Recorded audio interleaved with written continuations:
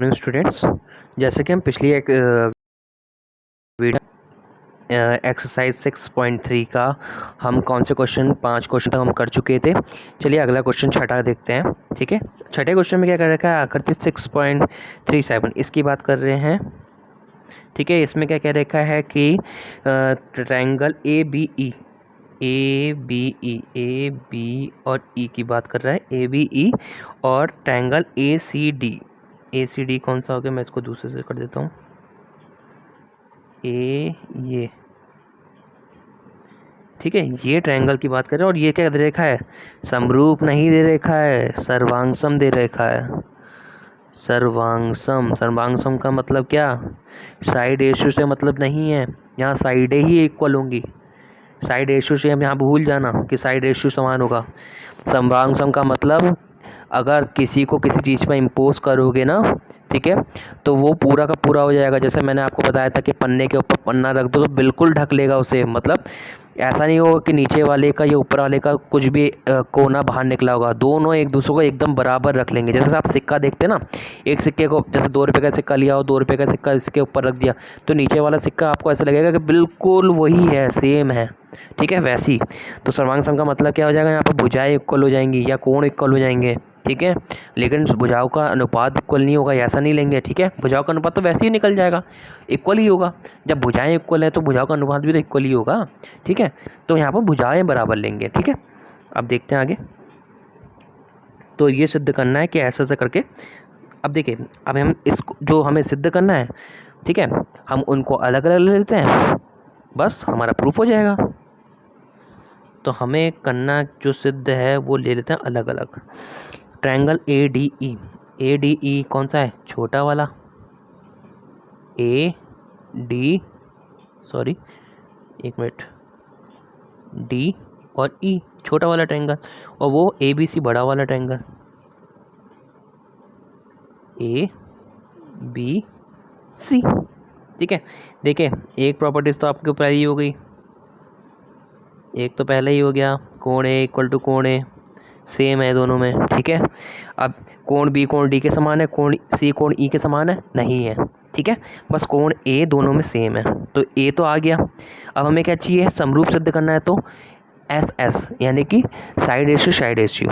सर्वांगसम होता तो साइड होता, लेकिन यहाँ पर साइड रेशियो आएगा। ठीक है, तो अब हम क्या देख लेते हैं, अब इसका मतलब हमें साइड निकालना है, इनका अनुपात निकालना है। ठीक है, वो बराबर आना चाहिए। इसका मतलब क्या हो गया, अब देखो हमारा इससे पहले जो हमें दे रखा है, हमें दे रखा है ए बी ई। अब यहाँ से देख लेते हैं, ए बी ई कौन सा है, ये वाला। ठीक है, तो ए बी ई और ट्रायंगल ए डी ई। ठीक है, तो इसमें क्या कहा जाएगा, इसका मतलब हो जाएगा कि ये भुजा इस भुजा के इक्वल है। ठीक है, और बड़ी वाली भुजा उस भुजा के इक्वल है, यानी कि यहाँ से मैं लिख सकता हूँ ए बी इक्वल टू ए सी। ठीक है, चलिए मैं इसको भी अलग अलग बना के दिखा देता हूँ। ए डी ई, ठीक है, ए बी ई इधर वाला हो गया, ये ठीक है, इधर वाला कौन सा हो गया, ए सी डी, ये हो गया। इसको मिला दीजिए, एक मिनट। ठीक है, अब मैं यहाँ पर लिख लेता हूँ, ये क्या हो गया, ए, ठीक है, ये क्या हो गया, बी, ये क्या हो गया, ई। ठीक है, इधर क्या हो गया, ए, ठीक है, इधर क्या हो गया, डी, इधर क्या होगा, सी। यही है ट्रायंगल, देख लेते हैं, हाँ यही है। ठीक है, तो ये क्या कहता है, ए, ये क्या गया था, डी। ठीक है, तो इसमें हम क्या लेंगे, देखिए ये भुजा को इस भुजा के अनुपात के बराबर ले लीजिए, ये भुजा इस भुजा के बराबर हो जाएगी, अनुपात नहीं, क्योंकि यहाँ पर सर्वांगसम है। इसका मतलब क्या हो गया, A E equal to A D, दूसरा A B equal to A C, तीसरा आप इसको भी इक्वल ले लीजिए, बी ई इक्वल टू कितना आ गया, डी सी। ठीक है, अब हमें जिसका चाहिए होगा वो ले लेंगे। तो इससे क्या निकल गया हमारा, A E equal to A D. इसका मतलब क्या निकल गया, A E equal to A D, और ये जो पूरी वैल्यू है वो इसके बराबर है। ठीक है, तो हमें सिद्ध क्या करना है, ए डी ई। अब इन ट्रायंगल को अलग अलग ले लो, अब इन ट्रायंगल को बना लो।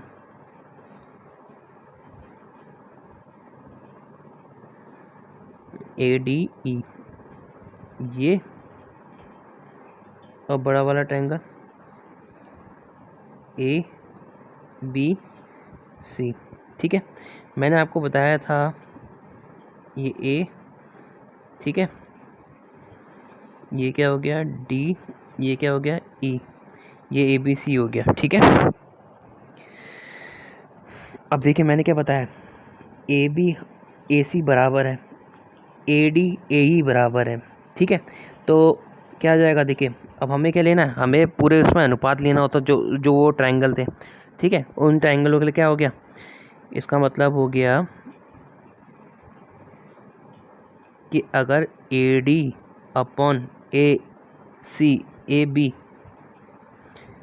Equal to A E upon A C equal होना चाहिए, और बल्कि इक्वल होंगे। क्यों, जैसे मान लेते हैं, हम समझने के लिए मानते हैं कि मान लिया इसकी वैल्यू क्या है 1, इसकी वैल्यू क्या है 1, ये आपस में बराबर है। ठीक है, वैसे ही क्या है, ए बी क्या है, ए बी को मान लिया 2, ए सी को मान लिया 2, क्योंकि ये भी बराबर है। तो यहाँ रख लो, ए डी कितना हो गया 1, ये हो गया 2 1/2, और ए ई कितना था 1, ये हो गया 2 1/2, तो रेशियो दोनों का बराबर हो गया। ठीक है, तो ये हमें आप पीछे जाके देखिएगा उस ट्रायंगल के लिए, तो क्या हो गया, साइड रेशियो बराबर हो गया, कोण ए दोनों का इक्वल था, तो साइड ए, यानी कि इन दोनों के लिए क्या आ गया, साइड ए एंगल प्रॉपर्टीज से क्या आ गया, ये दोनों समरूप सिद्ध हो गए। ठीक है, आप इसको पीछे जाके देखिएगा, आपको पूरा दिखेगा कि कौन सा ट्रायंगल क्या था, आप इस चित्र को बनाते रहिए। ठीक है, सिद्ध हो जाएगा। आगे देखते हैं प्रश्न जो 7वां है। ठीक है, 7वें प्रश्न में ऐसा उसमें कैसे सिद्ध होगा। ठीक है, अब देखिए 7वें प्रश्न में क्या करना है कि इसका डायग्राम बना देते हैं। आकृति ए बी सी के शीर्षलंब ए डी, जैसे पहले तो ट्रायंगल ए बी सी कह रहा है, तो बना लो, ये ट्रायंगल बना लिया। ठीक है, इसमें क्या कहा, ए बी और सी, इसमें क्या कह रहा है, एक शीर्षलंब डाल दो यहाँ से, कहाँ से, के शीर्षलंब ए डी कौन सा होगा, शीर्षलंब तो यही होगा, ए डी कह रहा है। ठीक है, ए डी हो गया, और सी ई कौन सा होगा, सी से स्टार्ट होगा और ई पे आ गया। शीर्षलंब कह रहा है, लंब क्या होता है, मैंने आपको बताया था 90 डिग्री, और ये 90 डिग्री। ठीक है, ये हो गया, तो ये बिंदु पी पर प्रतिच्छेद करते हैं, यानी कि ये जो बीच में बिंदु है वो क्या है, पी है। ठीक है, अब बस हमें सिद्ध करना है, कर लेते हैं। तो क्या कर सिद्ध करना है, A E P, triangle A E P क्या है, ये ई था ना, सॉरी ये ई था, तो ए ई पी कौन सा हो गया, ये ट्रायंगल। ठीक है, मैंने सॉरी गलत थोड़ा वो कर दिया, जैसे ये ट्रायंगल। ठीक है, और सी डी पी ये वाला ट्रायंगल, इन दोनों को हमें लेना है, समरूप सिद्ध करना है। तो समरूप कैसे होगा, देखो कोण पी बराबर रहेंगे, क्यों, क्योंकि है शीर्षाभिमुख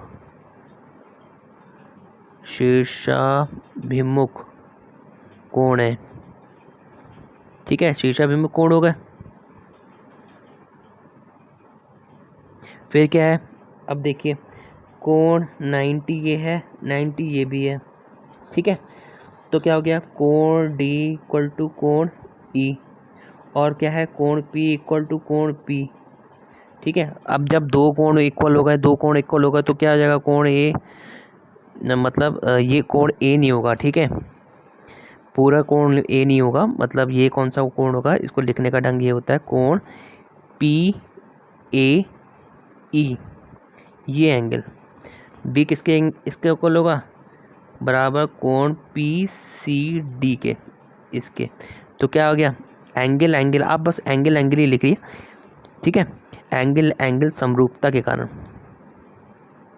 आप तीसरे को दिखाना चाहे दिखा दीजिए, क्योंकि तीनों एंगल हो जाएगा, ठीक है। आप ट्रिपल ए भी ले सकते हैं, ए भी ले सकते हैं, क्योंकि जब मान लीजिए ना कि ये 90 हो गया, ये 90, जैसे ये 90 है, ये 90 है, और ये एंगल दोनों सेम है, तो तीसरा एंगल भी तो बराबर ही होगा। तो ट्रिपल ए समरूपता के कारण क्या हो जाएगा, ये दोनों सिद्ध हो गए, ठीक है। अब अगले उसमें देखते हैं, मैं इसको रब कर लेता हूँ 1 मिनट।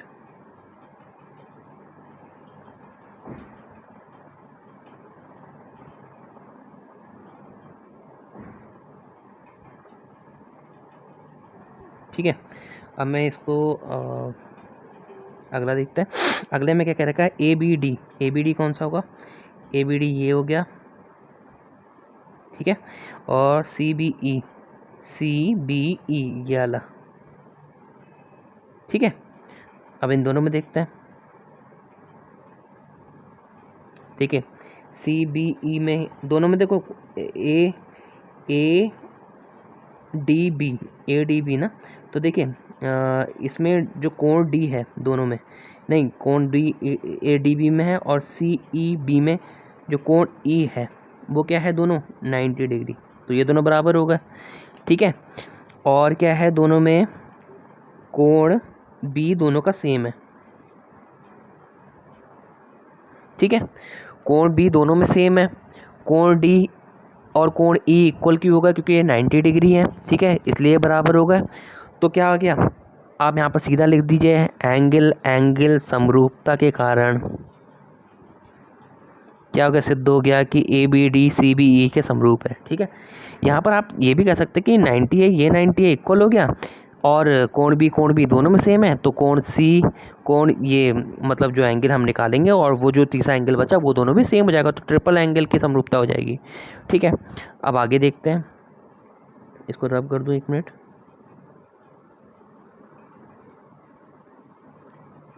देखिए अब अगला क्या है, triangle A E P. A E P कौन सा होगा, ये वाला, और ट्रायंगल ए डी बी, ए ये बड़ा वाला, ठीक है। इनकी बात चली कि ये है नहीं है, देख लेते हैं। सॉरी मेरा चित्र थोड़ा कट हो गया, फिर से बना देता हूँ, ठीक है। यहाँ से वो करा था, ठीक है, और एक यहाँ से करा था, ये ए था, ठीक है, ये बी था, ये सी था, सी से ये लंब हुआ था ई, ये 90 हो गया था, ये भी 90 हो गई, ये कौन सा था, डी, और ये किस पे कट रहे थे, बी। अब कौन सा है, A E P. A E P कौन सा हो गया, ये हो गया, ठीक है। और कोण ए डी बी, देख कोण ए तो दोनों में सेम है, हम किस किस की बात कर रहे हैं, हम बात कर रहे हैं एक तो ये ट्रायंगल, ठीक है, और दूसरा मैं दूसरा बना देता हूँ, दूसरा ए ई पी, दूसरा ये ट्रायंगल, ठीक है। देखो कोण ए तो दोनों में समान हो गया, ठीक है। कोण ई जो है कोण डी के इक्वल हो जाएगा, कोण ई इक्वल टू कोण डी, कोण ए इक्वल टू कोण ए, ये क्यों हो गया, क्योंकि 90 डिग्री है, ठीक है। तो क्या होगा, तीसरा एंगल भी सेम ही हो जाएगा, मतलब कोण पी इक्वल टू कोण बी। तो एंगल एंगल एंगल बोल लो या दो एंगल बोल लो, इसकी समरूपता के कारण क्या हो गया, समरूपता के कारण क्या सिद्ध हो गया, ये सिद्ध हो गया कि समरूप है। अब अगला देख लो,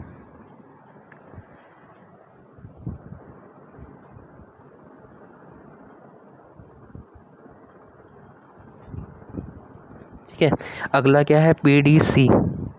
पी डी सी कौन सा होगा, पी डी सी ये वाला ऊपर वाला, ठीक है। और बी ई सी, बी ई सी ये बड़ा वाला ट्रायंगल। इन दोनों में देखो, इन दोनों में क्या है, सी सी कॉमन है, ठीक है, बी सी कॉमन है, और डी और ये ई के कॉमन है, ठीक है।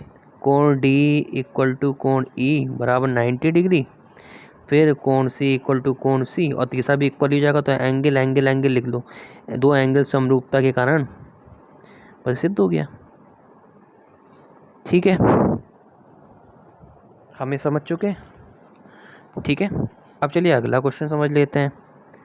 टाइम देख लेते हैं एक बार, 15 मिनट ही हो रहे हैं। चलिए अगला देख लेते हैं। कौन इसमें प्रश्न 8वां प्रश्न क्या है?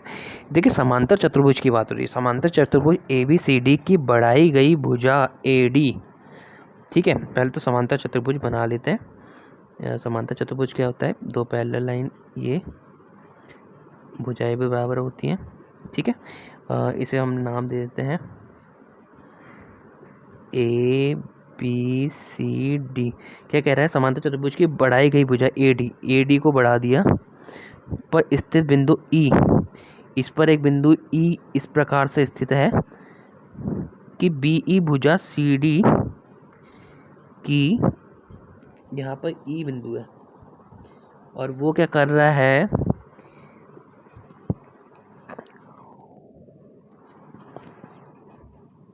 एक मिनट, एक बार फिर से समझते हैं इसको। 8वें प्रश्न का चित्र बनाते हैं। ठीक है, इसमें क्या कह रखा है? समांतर चतुर्भुज ABCD।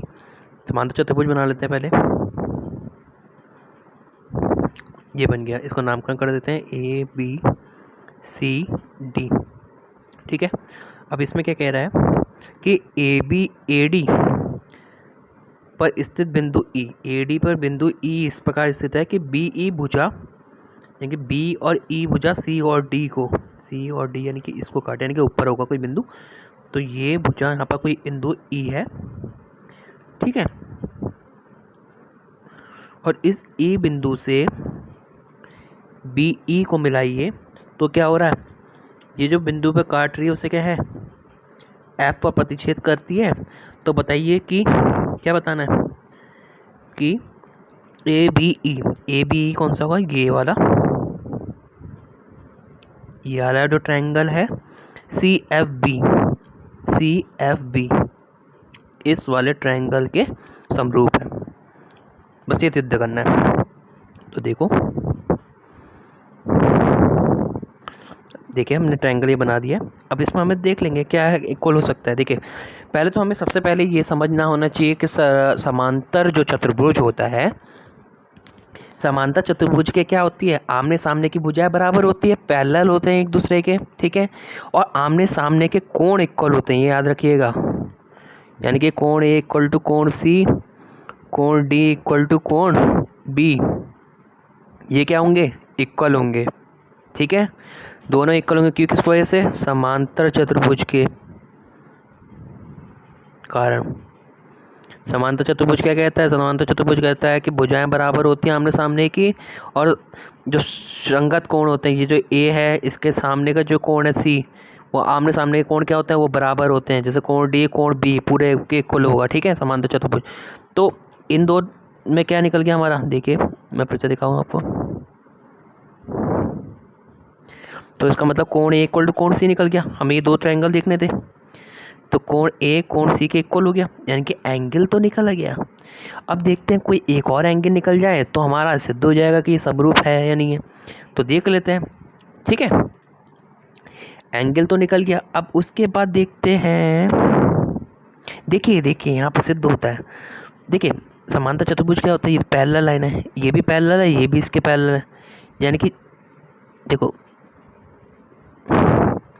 ये पैरेलल है इसके, ये पैरेलल है इसके। ठीक है, अब देखो यहाँ पर जो ये एंगल है, अब देखो हमें पता है कि पैरेलल लाइन के बीच जो एंगल होता है ये और ये, वो एकांतर कोण हो जाते हैं। तो वैसे देखिए यहाँ पर ये दोनों पैरेलल लाइन है, AD पैरेलल है BC के। क्यों? समांतर चतुर्भुज है। समांतर चतुर्भुज में क्या होता है? ये सामने सामने की नहीं होती, ये भी भुजाएं समांतर होती है। ठीक है, तो क्या है? मैंने आपको बता दिया है AD,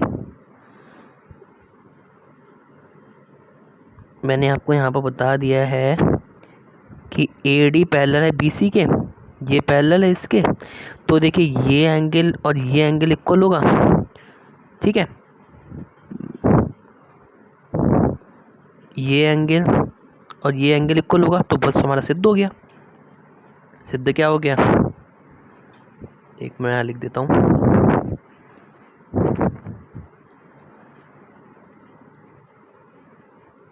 देखिए कोण ए कोण सी के पहले निकल गया था, दूसरा क्या निकल गया, एंगल AEB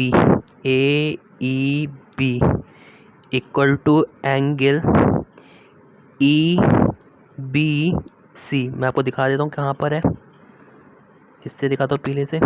AEB ये वाला एंगल, ये वाला एंगल, ठीक है, वो किसके इक्वल है, इसे दूसरे से दिखाता हूँ, EBC के। बस एंगल एंगल प्रॉपर्टी सेम हो गई, यानी कि यानी कि क्या हो गई, ए समरूपता के कारण क्या हो गया, ट्रायंगल ABE समरूप हो गया ट्रायंगल CFB के। ठीक है, चलिए अब अगला प्रश्न देख लेते हैं, प्रश्न 9।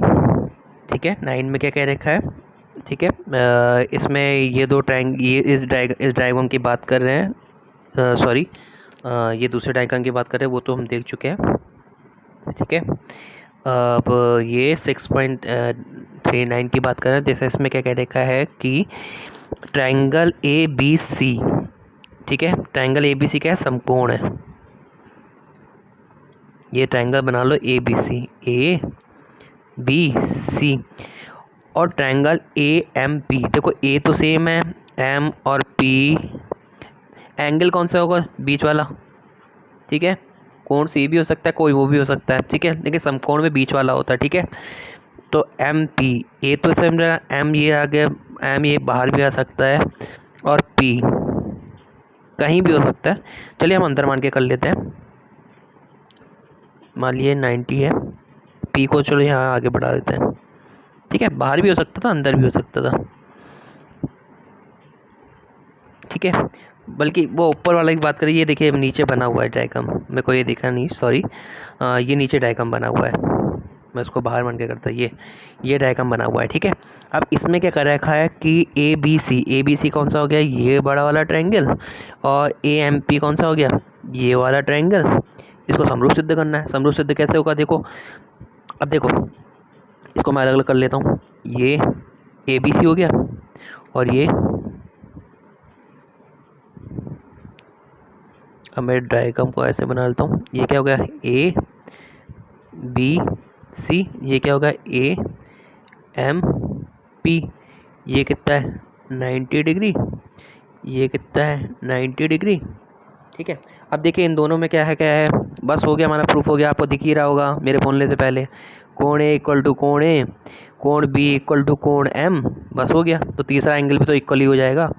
ठीक है, ठीक है, तो क्या हो गया, अब आप समझ आ रहा है ना आपको, जैसे ये कितना हो गया, मान लो 60 हो गया, ये भी कितना हो गया 60 हो गया, तो 60 90 150 हो गया, तो तीसरा कितना हो जाएगा 30 डिग्री, और ये भी 30 डिग्री हो जाएगा।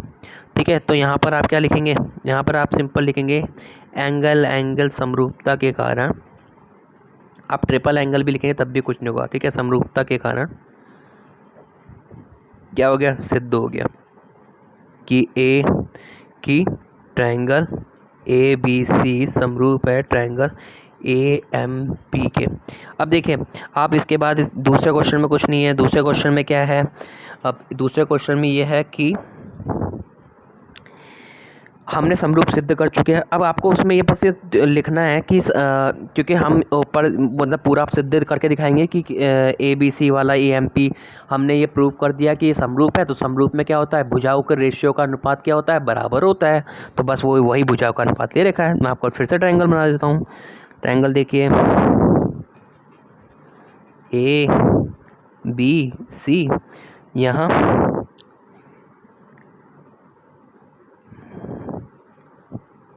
90, ये M, ये P, ये A। तो देखिए इसमें हम क्या लेंगे, ट्रायंगल देखिए 90 90 वाला बीच में आएगा, M, ठीक है, A सेम है, इधर ABC हो जाएगा, इधर AMP हो जाएगा। तो क्या कौन सी भुजाएं हो गई, देखो भुजाएं कौन सी ले ली हैं, सी ए, अगर ये यहाँ पर सी ए ले रहा है तो देखो ये सी ए ले रहा है, तो हम यहाँ पर कौन से लेंगे, पी ए, यही ले रखा है यहाँ पर देखिए। और इधर क्या ले रखा है इसने, एक बार रब करके देख लेता हूँ मैं, यहाँ क्या ले रखा है, बी सी ले रखा है। तो देखो यहाँ पर तुम अगर बी सी इधर से इतना लोगे, मैंने आपको बता रखा है, तो वही अनुपात लेना पड़ेगा। ठीक है, तो ये हो गया एक पल बस, यानी कि यहाँ ए बी लिया है। ठीक है, मैंने आपको ट्रायंगल बता दिया ना कैसे करके आपको ट्रायंगल लिखना है। ठीक है, कहाँ पर कौन सा एंगल बराबर है, कहाँ पर क्या है क्या नहीं है। ठीक है, ये बहुत इंपॉर्टेंट है, क्योंकि देखें 90 डिग्री ये था तो 90 डिग्री के भी बराबर रखा, यानी कि बीच में रखा दोनों को, दोनों एंगल बराबर थे तो उसको सामने सामने रखा। ये नहीं कर सकते थे आप कि आप इसमें ऐसा कर देते, क्या कर देते कि इसकी जगह पर आप क्या लिख देते, एम पी ए, ऐसा नहीं कर सकते। इसका मतलब हो जाएगा कोण ए कोण एम के बराबर है, और कोण एम 90 है, कोण ए 90 नहीं है। ठीक है, तो ये गलत हो जाएगा, तो इसको समझिएगा। चलिए बाकी के क्वेश्चन अगले उसमें करेंगे वीडियो में, तब तक के थैंक यू।